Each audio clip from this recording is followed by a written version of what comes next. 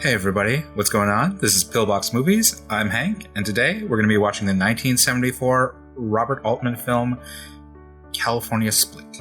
74? Is that right? 1974. Right on the money. California Split is a movie about two young men who befriend each other over the gambling table. It stars Elliott Gould and George Segal. Elliott Gould you may know from Once you're Altman's out the front MASH. door, you're still in the middle of the fucking desert. The Long Goodbye. George Segal you may know as the boss from Mad About You. He's been in other things. I don't really know them right now. Robert Altman is a leviathan of American filmmaking. His films include Nashville, MASH once again, The Long Goodbye, Prairie Home Companion, Gosford Park, decades-long career. He's known for these kind of folksy, collaborative, genre-hopping, like you don't know, maybe it's a comedy, maybe it's a drama, kind of pieces. That are deep meditations on American culture and American social structures, but also keep a light tone. So anyways, let's continue on with California Split. Oh, the old Columbia logo. Wow. I think along the lines of like Billy Wilder, in the tradition of writer-directors, he's more strongly known as like a writer and actor collaborator than he is as like a visual filmmaker, somebody employing a lot of visual techniques, which isn't to say that he doesn't, just that he's not quite as remembered for it. Robert Altman is famous for having kind of rambling, interconnected kind of narratives going on, and dialogue, like people talking over each other and that sort of thing. So it can be a little bit difficult to follow at times. Ooh, look at Elliott Gould with the full unibrow. Acquiring the knowledge and skill to play card games such as poker is a social I like how they, in terms of Robert Altman's kind of like interlacing style, it's necessary to have this exposition of like how this game is played, but it's very dry. So to have it overlaid with this kind of very casual, convivial gamesmanship, introducing the personalities of Elliott Gould and George Segal's characters in really kind of subtle ways. Bad impression of one's ability to play. Hey, wait a minute. Wait, what do you think you're doing? Yeah, I've got one seat. Wait a minute. You said it was good, didn't you? No. I said that I didn't think you were that good, but I'm still better. It might be hard to appreciate the kind of casual, cool Elliott Gould had in his heyday. We kind of think of him as, the old man in Ocean's 11. Break me down. Break me down. Taking two cards. Working on a Robert Altman movie must be a sound mixer's dream. That card's dead. What are you talking about? The card went off the table. It's a dead card. Whoa, what's the problem? The problem is the card went off the table and hit the floor, and he won't give it up. Did it hit the floor? Nothing to give up. The card never hit the floor. I dealt the second one a little hard and never hit the floor, not even close. I didn't even close. All right, that settles it. Are they? The rule is if the card doesn't hit the floor, I'm just wondering, do they already know each other? Come on. Are they scamming right now? Okay, Malcolm Gladwell's pissed. You're working together. Your partners, you two motherfucking creeps. Oh, Jesus. Never let a man with three buttons unbuttoned to your cocktail. Your attitude just pisses me off sometimes, but... Jesus, what is this person? Doesn't have any pants on. I love how, like, meandering the sound mixes. You really go in and out of conversations that are happening. Like, right now it's focused on those two people on the bottom right hand of this frame. It's changing over to the two black guys that are left of Elliott Gould. The Knicks ain't gonna. Willis is hurting. The Knicks ain't winning nothing. Celtics this year. And it's like you're hearing the conversation that Gould is having with the two guys, but you also hear in the background the two girls continuing their conversation. What's your name, sir? Bet you on that. Second base for the Chicago Cubs. Glenn Riggs was the announcer. What do you want, $30? I need $30. I've got in the bathroom. Hey, Renee, I'm only if I give you $30 and I come up short of your ass. Baby, you were born short, and it's always... Robert Altman is the exact opposite of like your screenwriting teacher who teaches you that like screenplays are about economy and only information that is necessary to the audience. $20 says you can't name the 7 dwarfs. I know I can name 3 or 4 of them, but now you got to be able to 7 of them. Okay. I got 7. Doc, That's one. You know, young George Segal kind of sounds like American accent Daniel Day-Lewis. There's dopey, there's grumpy, there's... You don't have $20 here. Here comes 7 like a Gatling gun. Okay, 7 dwarfs, I'm ready. That was a bad idea. Here comes 7 like a Gatling gun. Oh, dopey. Dopey. We got Dumbo. There's no Dumbo. Dumbo wasn't in that cast? Ever Seen an elephant fly. My God, I know. Dumbo flew. A lot of black folks said that Dumbo. was bad news. You know, seeing a black crow singing about a big flying elephant. What's that? They knew about this shit in 1974. Black. Male friendship. Better be based on Disney movies than anything else. I think this is actually a good first act trick that things can be arbitrary in the first act. They can just be friends out of coincidence because that's not how they make friends. How they make friends with each other isn't really important for the narrative arc of a movie. It's how their friendship develops. My Brandeis friends love this scene. Last year and a half, I must have hit about 30 different. What a good collaborator! It's a match made in heaven. Elliott Gould and Robert Altman. How he handles the nonchalant dialogue so casually. Hey, is there anything I should know about this? It's like a improvising dream. He doesn't have to be funny all the time. He just has to be rambling. That shaving cream's not going to stain your white sweater. Don't worry. Nobody's going to tell your mother. Just put it down and it'll all wash out. Let me taste it for you. Nobody's going to tell your mother. This Chick! The company, That's right. Look nice. Yeah, these That looks girls, better. Yeah, here. Still, this ain't bad. Just last night, I just ate this little pate de foie garbage. It's okay. And you get to keep 45% of what you pick up. very, very different takes that George Segal's giving right now. In the close-ups, he's kind of bewildered by all of this, and in the wides, he's very amiable. What do you do for a living? You can tell because the wides are the more improvisational. They're the more rambling ones, and the close-up, it's okay, I gotta get my character in here. 1945 World Series, Cubs and Tigers. Don't laugh, I lost. I lost. The ability to just reduce down characters into just a moment, just a screenshot, just a girl coming home and crying on the door. It's really powerful, evocative. I was thinking the same thing with Barbara. Her character was just holding these 2 cereal boxes and smoking. Yeah, I was special. You know what he did, love? He gave me a 50. Well, that was the deal, wasn't it? No, the deal was for 30. Well, he liked you a lot too, sweetheart. How come you were picked up? Drunk and disorderly. Yeah, well, Charlie's not too good with Cubs. Well, he certainly lets him know it. This is the truth. You're an animal lover, right? Yeah. Okay, well... I love this. Right? This is this is the shit that PTA loves. Paul Thomas Anderson loves. Just taking 2 simultaneous conversations happening, and this really kind of slow zoom in blue whale weighs more while they talk about inane shit. African elephant. No, it's not true. You don't believe it? No, you're just making it up to make me feel better. Because you don't like to see me cry. Listen, William, I'm going to crash. You can use the sofa if you want. Thank you. I'm actually a little bit surprised. The camera work, it's really subtle. It's small, but it's it gives kind of an engine to all the shots.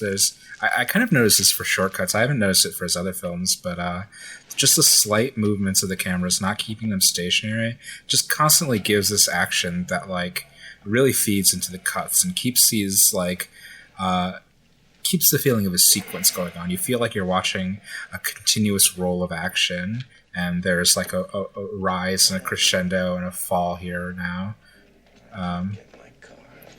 And the movement is based on how many characters are in a scene. There's a swell as more characters are introduced, and then a dissolve as they fade away. And these POV shots, that's stationary because we're in the psychology of a character. Girl, what are you doing? Hi. Listen, I was just looking for the guide.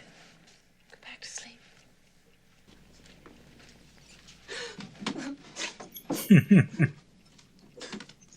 It's beautiful. I really love that. I'm choosing the wide in that. This is just a kooky cast of characters, I have to say. I would never know how to be so imaginative with an ensemble. They're all distinctly crazy. And not in like an ostentatious way, but you get a sense of the characters so quickly. It's really endearing. What did he say? He said Jeff Goldblum. He did. Really young in this. A couple months ago I saw The Sentinel, a horror movie with Ava Gardner in it, and that had a young Jeff Goldblum in it. This is like a young Jeff Goldblum. I think this is maybe 3 years before The Sentinel. Listen, you let a man rub some hot shaving cream on your ribs, you can take a shot with him at the track. This is from the Epic of Gilgamesh to now. This is the evergreen archetype of male friendship. The grandstand. I can see how Elliott Gould would be an influence on Brad Pitt, actually, for the amount of kind of like stage work he does, like prop work. He's just brushing his teeth in the scene. I'm positive that Brad Pitt took that as a note to look cool and casual in a scene. All you gotta do is just eat in every single shot. Publicity skills on them, you know. Will you want the 8x10s? Yeah. Okay. And just speaking to Robert Altman's cinematographic style, being a product of the 70s, you can see with the zooms and stuff, and the very, very wide shots that he really loves telephoto lenses. He likes long lenses. The kind of like the iconic like zoom of 70s films, like. But if you think of like iconic 70s shots, like John Voight and Dustin Hoffman walking through the New York City streets in Midnight Cowboy with like everybody's talking about me, that kind of long telephoto lens, or like the big zooms on like political thrillers and stuff, like with The Conversation. You kind of see that seep into the style of Altman, who's very much a 70s director, and you kind of see that inform his setups of constantly kind of like zooming in on characters and going from a macro into a micro. Like it's very like cerebral and like focusing in on characters' behavior and what's going on in their interior world. Yeah, I think a lot of his shot composition or camera movement is based on eyeline, and all directors are based on eyeline to a certain extent, but like he wants the camera to create emotion that's evocative of the things that a character is scoping in a room. The idea that they have a general sense that then focuses on a specific subject, whether it be an attractive girl or an important piece of information or a cigarette in the ashtray with like lipstick on it, that sort of thing. It's very kind of like psychological style of filmmaking that Altman employs very well. As somebody who doesn't like gambling for my entire life leading up to this point, this does well to like kind of like capture the enthusiasm and intensity and thrill, the adrenaline of the experience. You basically take the concept of sports and then live even more vicariously in it by having your money at stake. And I want to say, as a filmmaker's editing style, maybe it's just because I'm watching a 70s movie after like directly watching like a 2010s or 2020 movie. Like, look at this fucking Blade of Destiny demon teardrop shit. Altman is actually really judicious with his edits. He doesn't edit towards action. He likes to keep things like active in the camera but slow in the edit, and you kind of like hang on a flow of thought. Will you trust me? We win this photo, man. Photo, finish that horse. I'm going away. What race are you watching, William? I was watching this race. Give us a little rest. This Daz, Oh, yeah. Can you be happy now? Well, because I've never done the this. horse wins. We are a winner right now. The horse did not win. Winner. Nobody says... spend a whole life out here and you have a 20-to-1 shot. What? You're gonna... What? They have one horse. One! Yeah, one. Egyptian pharaoh! Egyptian queen! What? What? Well, where you been? That's what I've I been saying. can't believe this! Byron and Charlou. Listen, Egyptian pharaoh, I got a chance! I like that. She's got a good arm. She's got random apples in her in her purse. Much more boisterous times the 70s seems to be. People willing to engage in fisticuffs over much simpler things. You asshole, you can't even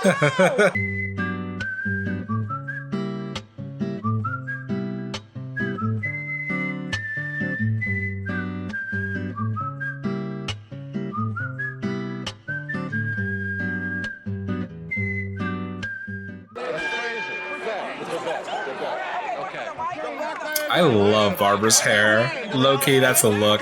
Glamorous as hell.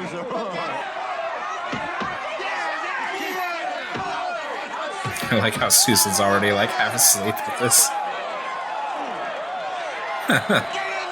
They don't even concentrate on it. They don't even focus on it. She's just like rocked out of her mind. 1580, we're just winning all over the place now. Definitely gonna have to take care of you girls and make It's a great high these movies have. That's like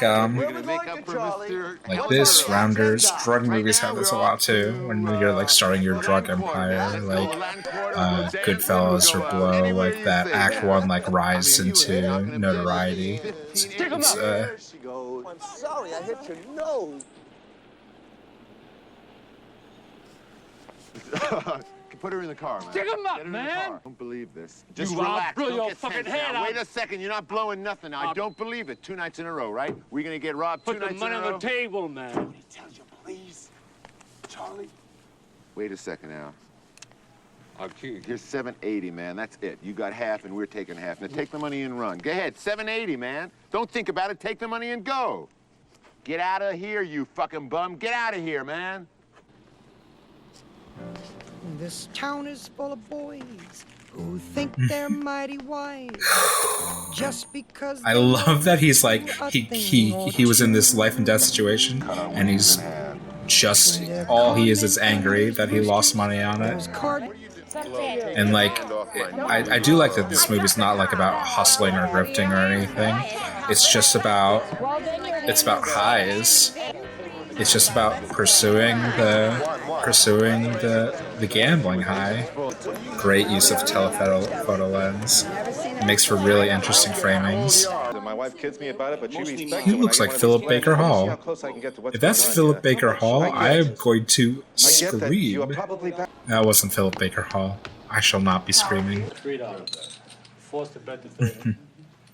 I love the lingo of like the pool hall, the gambling halls. $12 and no cut raise. I'm down. Checking rate. $3 for you. He raised you. What's the Raise, buy-in? what does it cost me? I raised you $3. And I like how like in certain framing, based on certain ways they frame the game, it can either be like totally transparent or totally inscrutable.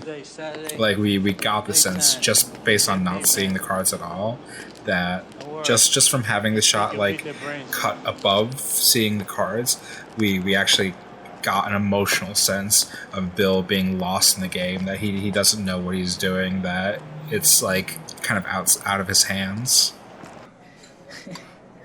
What do you make my finger? But you carry over, I got you down for 22. Stuff sleeping. I'll tell you. This guy, Lloyd Harris, was the honcho where I work.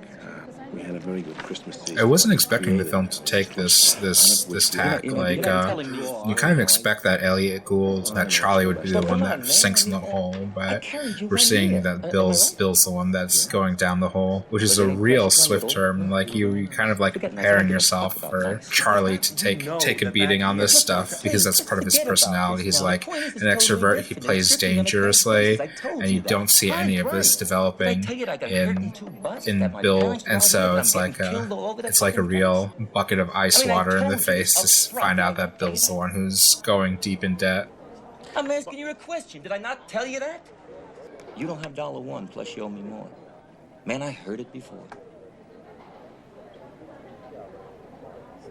You don't have $1, do you? I got $700 for you tomorrow. But why didn't you say that in the beginning? Why didn't you say it? Because he doesn't have it. What about my other 1,500? What about that? 1 week. He doesn't have it. I tell you, boy. Whoops, lighting changed. What happened? Hi. Don't steal from them, please. Don't ask for money and don't steal from them. This seems like She's out on a date. the inevitable betrayal of trust. What you doing? Reading my book. Oh, you going to Hawaii? Who's taking you to Hawaii? Just a couple of guys. These friends of Barbara's. And I don't even know them. You don't even know him? Suppose you don't like him. I forgot that she's a call girl. What else are the chances you have to take? It has crossed my mind. It has? No. He's gotta get money. It sounds silly, but I don't have any money. Oh, it's okay. Oh. Well, I mean, I really like you. And I really... You hate to see it. A lot. When you bought me that You hate to see how he's about to take advantage of her. It was like a real date. I think I'm gonna kiss you. Okay. As long as you don't take money from her. Hi, Barbara. What you doing? We're gonna use your bed, okay? Great. I just have to find my TV guide. I think it's under the bed. I think it's under here. How's your evening? Oh, it's good. I'm having such a good time. Good. One of us is locking out. There it is. Grab it. Oh, he's all up in his head. Oh no. Got it. Where did he go? He's gone. Oh, don't worry. Come on. Oh, baby. Look at what a great friend. Instant support system. He didn't really like me. Of course he did. No, he didn't. Or maybe he did. Yeah, probably not really. I really love this. This is the kind of like Yes.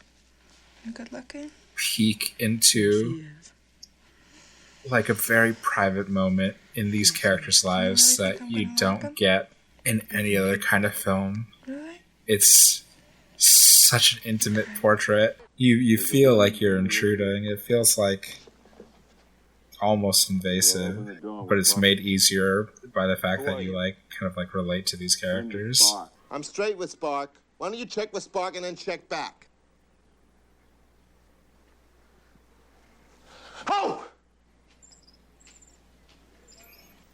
Where the hell have you been? 3 guesses. I'll give you this much. My hat is a very big clue. You son of a... Oh, packing it all up and moving to Europe to paint, huh? Yeah, I'm going to Reno. William, I think they changed the rules. They don't let you bet your typewriter. What's with He's you? in deep. I don't like you coming in here with all your pessimistic shit. Pessimistic shit? Yeah, pessimistic shit. These are your friends, man. How Oh, I man. feel. Let's see. Yeah, how do you feel? Pal, I'm gonna win. Yeah, well, so win. Who the fuck is stopping you?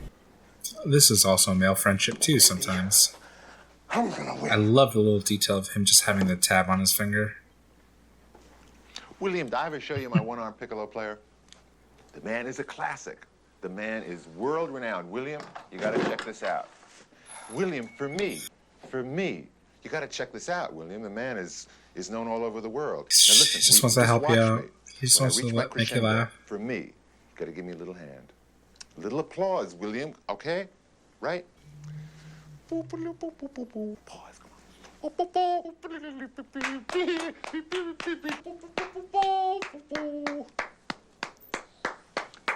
This is like tremendously well acted.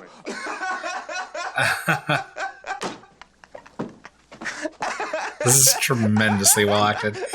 Sometimes I like don't even have anything to say because it's just so good. A partner. Yeah, I think so. Look how well. I think so. Look how Charlie breached the defenses and anxieties that Bill had. Oh, we're definitely That's partners. I mean, we're total partners. That's like special male friendship. That's like friendship that's not based on trying to offer solutions to your friend, but like be the solution for your friend. Good vibes, good vibes. Good signs, oh yeah, feels good. Red carpets on the street, right? You must have been a beautiful baby. Luck, the last refuge of a Men in orange fool. suits. Where else but in the USA, right? I really like Elliott Gould's like keep it cool kind of persona. It does a lot in like kind of not tipping the hand on the drama too much. Like, well, by tempering it with his coolness, like tragedy, the tone of tragedy doesn't strike unless tragedy actually strikes. You fellas here to drink or play? Well, my partner here is the player, and I guess I'm the drinker. Huey? He calls. Player. Next up. Ooh. You're Ooh, Jesus. It's suddenly so tense. I can't settle down with you here. Why? Gotta go. All set. Here we go. No, I mean, I can't, I'm sitting here, I'm not in the action, I gotta watch. You gotta let me watch, right? I gotta watch. I'm gonna hit you like Ice. $40. I'm stressed. I'm like rolling in nerves right now. This is a bad spot. I'm like dry mouth, cotton mouth right now. Oh yeah, I want in. I love how close they have this on George Segal right now and on this table. It's just like crammed in onto their faces and you don't see the game at all. This is just about facial reactions. This is just about psychology. He has his jackets on. That's not good. She owes me a blackjack. Okay, maybe we're all right. I won $7,000 more. I lost the rhythm of the game. I'm going to play some blackjack. $7,000 more? 18. Lucky man. I'm a rich man. I don't like how he's jumping around on all these tables. All that cash, and that's, how'd you do? I did very good. What's very good? How much did you win? I mean, what do we have left? I did very good. Very good could be something, very good could be nothing. What is happening? It bounced out of 22! What the hell is that? What do you do? What do you want to know? All right, ask me now. What is it you want to know? You're over here. Ask me what it is. Ask me what it is you want to know. What do you want to know? Bounced out of the 22. That's right. That's right. Will you get out of here? I mean, you're going to kill the streak. 26. 26 is the number. Now, let's see, how much of those chips worth is that? You mind? How's my field coming with my lucky Milky Way on It's your friends. I'm your friend. Ooh, bad luck, friend. Ooh. Oh, friend. Oh, car friend. Oh, car friend. Should we play football? 26! 26! 26! 26. We're gonna shoot craps. We're gonna shoot craps. God. He's going full Philip Seymour Hoffman. And I like how they're kind of like devolving further and further down. They're further going down and down from games that are based on skill, like from poker to blackjack, further to games that are based on luck, like craps and roulette. This movie just doesn't take any of the directions you think it does. I mean, it follows conventional rise and fall action of like a gambling narrative, but the ways that it chooses to get there are against all expectations. Don't splash the pot. I will splash the pot whenever I please. What is that? $1.07? Here, lady, here's $100. Get out of town. Give that lady $100. Tell her to go and play the Come on, lady, away now. Let's go. Nina.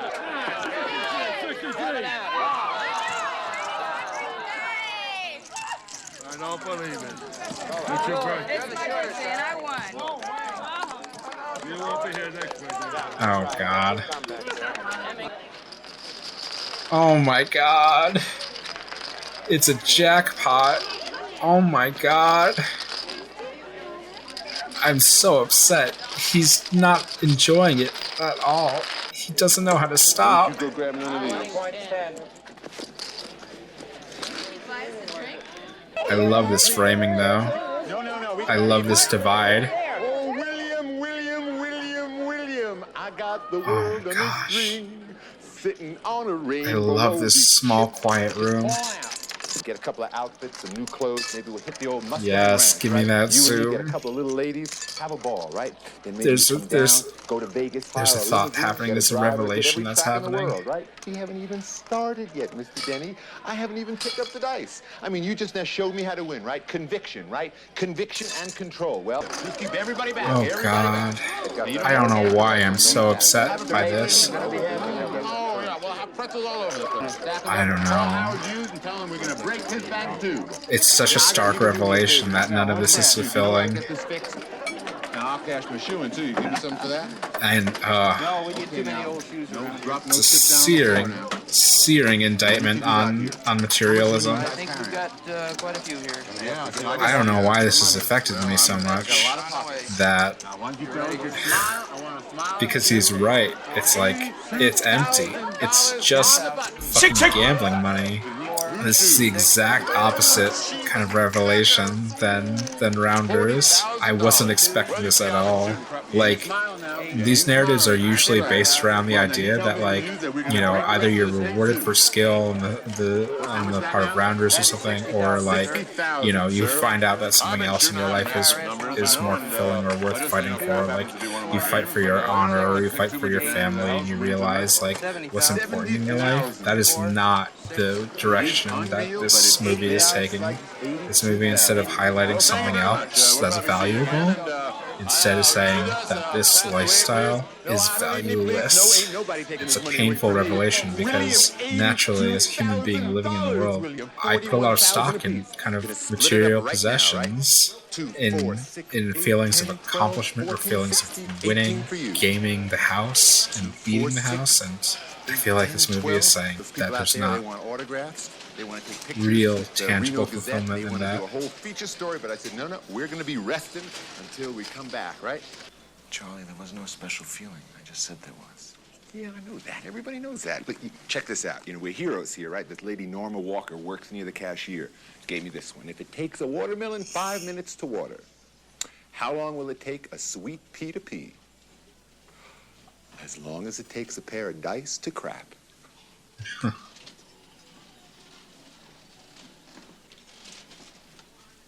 I feel so bad right now. I don't know why. Don't mean a fucking thing, does it? Charlie, I have to go home. I don't. Oh, yeah, where do you live?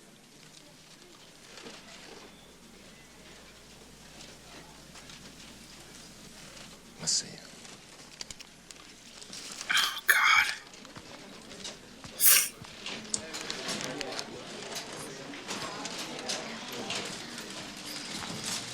And I don't know if it's just like tied into the relationship.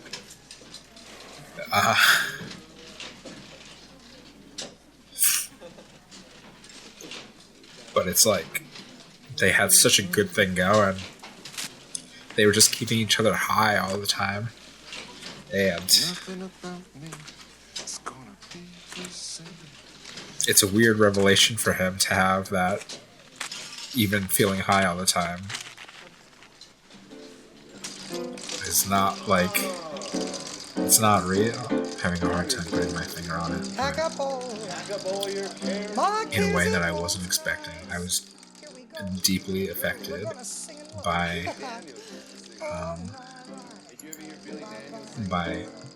Bill's revelation, and I don't know if I feel a response so strongly because it's an indictment on, like, you know, aspects of my lifestyle, or if it's because, you know, he needed to terminate his friendship with Charlie, which itself is like a very complicated and hard thing to do. Some movies really try hard to kind of portray these kind of like toxic friendships.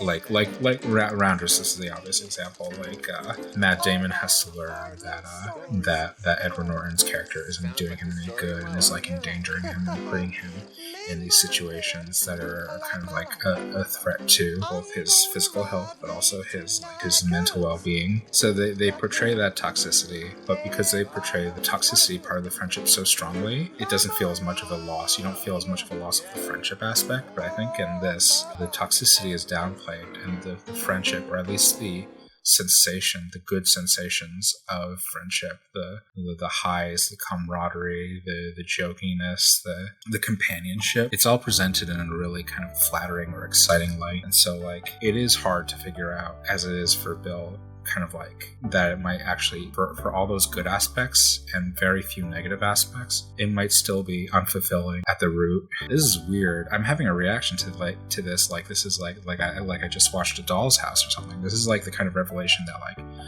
Nora has.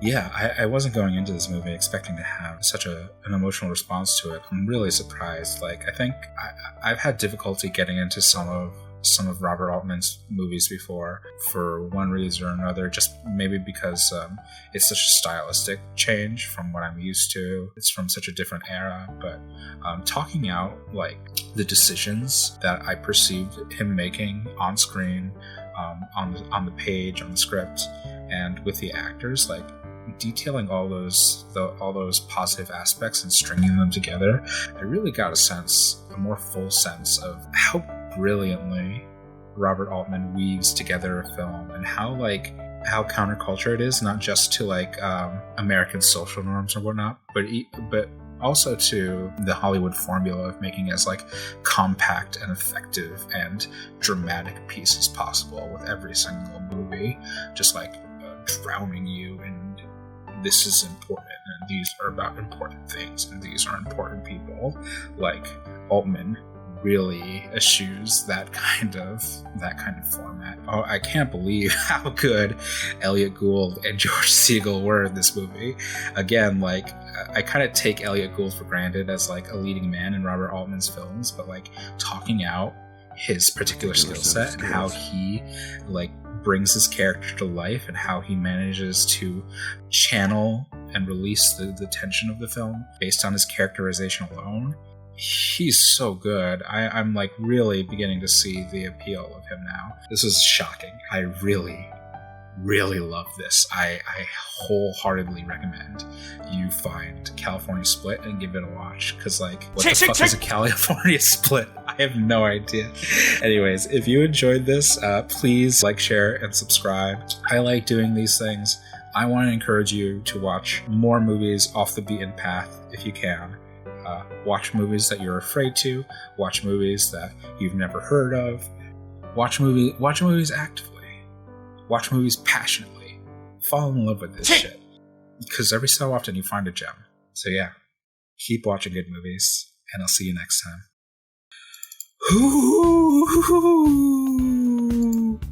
I got a high going from that movie. I got a little bit of a contact high.